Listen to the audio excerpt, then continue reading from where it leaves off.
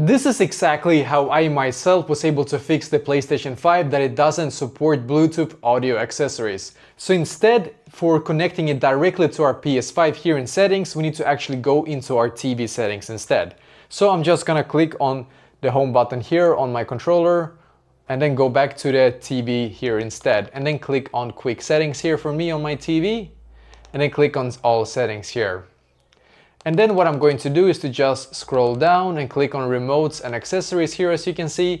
And then actually what I need to do in here is to click on, actually I already have it here, but I'm just gonna unpair it real quick, just so I can show you the complete pairing process. So basically now what you need to do is that you're gonna grab the headset that you want to be able to connect to your PlayStation 5 or any type of Bluetooth accessory that you want to be able to connect it to.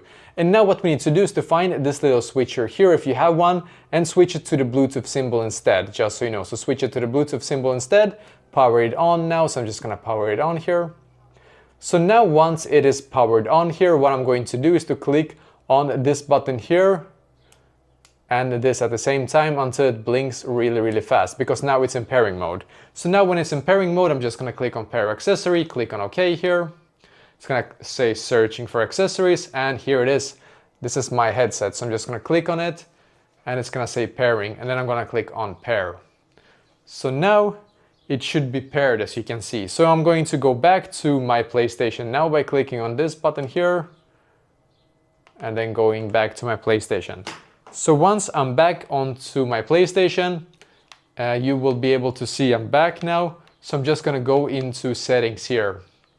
Then I'm going to go into sound, and then audio output needs to be set to my HDMI device TV and HDMI device type TV here as well, as you can see. So do this, and this should automatically now connect your Bluetooth device here, or if it's your headset here, it's gonna be completely connected to your PlayStation 5 here via Bluetooth.